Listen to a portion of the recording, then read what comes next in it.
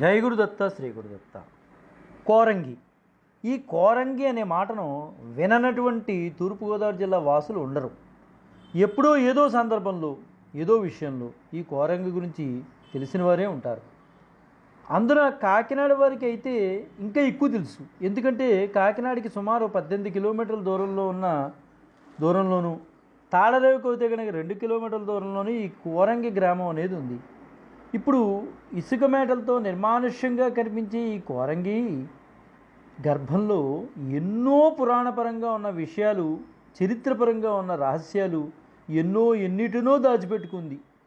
పురాణపరంగా మన పెద్దలు చెప్పినటువంటి విషయాలను పరిశీలించినట్లయితే శ్రీరాముడు అరణ్యవాసంలో ఉన్నప్పుడు సీతాదేవికి మాయలేడిపై వ్యామోహం కలుగుతుంది.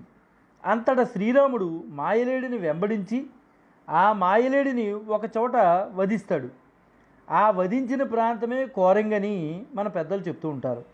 సంస్కృత భాషలో కురంగి అంటే లేడీ అని అర్థం. కాలక్రమంలో ఈ కురంగి అల్లా కోరంగిగా మారిందని మన పెద్దలు వచిస్తున్నారు. ఇంకో విషయం ఏంటంటే శ్రీరాముడు లేడిని వధించిన తర్వాత ఆ బాణమును అక్కడే ఉన్న నీటిలో కడుగుతాడు. అంతటా ఆ నీరు బావిగా మనకి ఇప్పుడు దర్శనం ఇస్తుంది. ఇక్కడ కురంగేశ్వర స్వామి దేవాలయం కూడా ఉంది. ఈ దేవాలయంలో శివుణ్ణి శ్రీరామచంద్రుడు ప్రతిష్ఠించారని మన పెద్దలు చెబుతూ ఉంటారు. ఇక చరిత్ర విషయంలోకి వెళ్ళామనుకోండి, ఆంధ్రులు మారిషస్కు వలస వెళ్ళడం 1836లో ఈ కోరంగి నుండే ప్రారంభమైంది. ఈ కొరింగ లేదా కోరంగి, ఈ కొరింగ నుండి గాంజెస్ అనే ఒక నౌక ఎక్కి వెళ్ళినట్లు మనకి రికార్డులు కూడా చెప్తున్నాయి. ఆ తర్వాత విశాఖపట్నం పరిసర ప్రాంతాల నుంచి చాలామంది వెళ్ళారు. మారిషస్కు తెలుగువారు వలసల్లో కొరింగి ఎంత ప్రాధాన్యత వహించిందంటే మారిషస్లో తెలుగు వాళ్ళను కొరింగులు అని పిలిచేవారు. ఒకసారి ఎక్కువ మంది తెలుగువాళ్ళు మారిషస్కి వెళ్ళే నౌక ఎక్కారు. అది 1843లో కొరింగ పాకెట్ అనే ఈ నౌక కొరింగరేవు నుండి బయలుదేరింది. ఆ నౌక యజమాని పేరు పొనమండ వెంకటరెడ్డి గారు. అది దాదాపు సుమారు 1837 1880ల మధ్య దాదాపు 20,000 మంది ఆంధ్రులు మారిషస్లోనికి చెరుకు తోటల్లో కూలీలుగా పనిచేయడానికి వెళ్ళేవారు.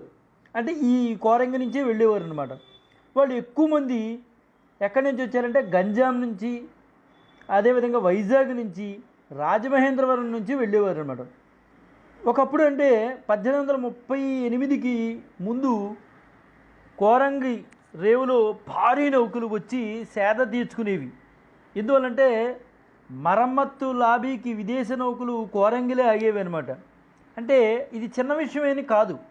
ఎందువల్లంటే ఒక విదేశీ నౌకలు వచ్చి కోరంగిలు మరమ్మతుల కోసం ఆగాయంటే చిన్న విషయం మాత్రం కాదు. చాలా కాలం ఎగుమతులు దిగుమతులు కోరంగి నుంచే జరిగేవి. కోరంగి ఒక ప్రధాన కేంద్రంగా బాసిల్లింది. అంతటి ఘనమైన శోభ కలిగిన కోరంగి ఆనాడు ద్వారక ఎలా సముద్రంలో మునిగి కలిసిపోయిందో, ప్రకృతి వైపరీత్యానికి సముద్రుడి ఆవేశాన్ని కోరంగిపై చూపించి 40 అడుగుల ఎత్తులో అలలు వచ్చి చూస్తుండగానే కోరంగి సముద్ర గర్భంలో కలిసిపోయింది. ఎంతగానో జననష్టం జరిగింది. తలుపులు వేసుకున్నవారు తలుపులు వేసుకున్నట్లుగానే సముద్ర గర్భంలో కలిసిపోయారు. కనీసం ఆనవాలు కూడా తెలియనంత లోతుకి విషాదకరమైన పరిస్థితుల్లోకి వెళ్ళిపోయారు. సరిగ్గా సముద్రుడు ఆగ్రహించి కోరంగిని తనలో కలుపుకున్న రోజు ఇదే రోజు. అది 1839 సంవత్సరం నవంబర్ 25. ఆ రోజు సోమవారం. సరిగ్గా ఇదే రోజు దాదాపు 181 సంవత్సరాలు పూర్తయింది. ఈ విషయాల్ని మనకి పంచుకోవడానికి మనుషులు లేకపోవచ్చు, కానీ చరిత్ర పుటల్లో ఈరోజు దుర్దినంగా లిఖించబడి ఉంది. విదేశాల వారు సైతం కన్ను కుట్టే విధంగా ఉన్న ఓడల మరమ్మత్తు పరిశ్రమ ఈ కోరంగిలోనే ఉండేది. అయితే ఈ దుర్ఘటన జరిగిన తర్వాత విదేశీయులు చాలా ఆనందపడ్డారు. ఎందుకంటే ప్రపంచం మొత్తం మీద కోరంగిలో ఉన్న ఓడల మరమ్మత్తుల పరిశ్రమ ఎంతో నైపుణ్యమైంది. అక్కడ ఉన్న కార్మికులు కూడా ఎంత నైపుణ్యత కలిగిన వారే. అయితే లండన్లో దీనికి పూర్వం 40 ఏళ్ల పూర్వమే ఉన్న ఈ ఓడల మరమ్మతుల పరిశ్రమ అంత ప్రాచుర్యం మాత్రం పొందలేదు. ఏది ఏమైనా మరో ద్వారకను తలపించిన ఈ కోరంగి దుర్ఘటన చరిత్రలో 3వ స్థానంగా నిలిచిపోయింది. చరిత్ర పుటల్లో నిలిచిపోయిన ఆ రోజు దుర్ఘటన తలుచుకుంటేనే మనందరికీ కూడా భయం కూడా కలుగుతుంది. కొసమరిపి ఏంటంటే ఒక నివేదికను అనుసరించి భూమిపై ఉన్న స్వచ్ఛమైన జలాల్లో ఒక్క అంటార్కిటికాలోనే 60% మంచుగడ్డల రూపంలో ఉంది. అయితే ఈ మంచు ఫలకాలు వేగంగా కరిగిపోతున్నాయి.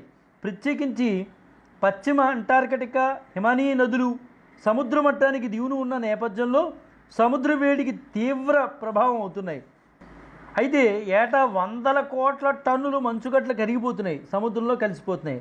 అలాగే అంటార్కిటికాలో కురిసే మంచు పలుచటి పొరలుగా మారి క్రమక్రమంగా భారీ మంచుగడ్డలుగా రూపొంది కొండలు పర్వతాలను కూడా కప్పేస్తోంది.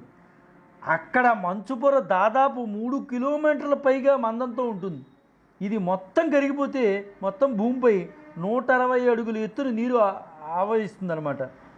భూగర్భంలో లభించే శిలాజ ఇంధన వనరులు మొత్తాన్ని ఉపయోగిస్తే వచ్చే వేడి కాలుష్యంతో ఈ మంచు పలకలు కరిగిపోవడం ఖాయం అనిపిస్తోంది. వాస్తవానికి 25,000 ఏళ్ల క్రితం నుంచే హిమానీయ నదులు కరుగుతుండడం స్వాభావిక ప్రక్రియగా జరుగుతోంది. ప్రస్తుతం జరుగుతున్నది మాత్రం దీనికి భిన్నంగా విధ్వంసంగా జరుగుతోందని పర్యావరణ శాస్త్రవేత్తలు ఆందోళన చెందుతున్నారు. ఇది ఇలాగే కొనసాగితే ఎప్పుడో ఒకప్పుడు సముద్రాల దగ్గర ఉన్నవాళ్ళు, అంటే ముఖ్యంగా కాకినాడ మరొక ద్వారకను తలపిస్తుందని పర్యావరణవేత్తలు చెబుతున్నారు, హెచ్చరిస్తున్నారు కూడా. సరే, ఈ విషయాన్ని మనం పక్కన పెడితే మళ్ళీ కోరంగి పూర్వవైభవాన్ని మన ప్రజాప్రతినిధులు తీసుకురావాలని మనస్ఫూర్తిగా కోరుకుంటున్నాం. ఎంతో వైభవంగా 1838కి పూర్వం వైభవంగా ఉన్నటువంటి కోరంగిని మన ప్రజాప్రతినిధులు నేటి రోజుల్లో తీసుకురాగలనని మనసారా కోరుకుంటూ, జై గురుదత్త శ్రీ గురుదత్త శ్రీపాద శ్రీవల్లభ చరణదాసుడు మానికొండ రాజశేఖర శర్మ రాజమండ్రి.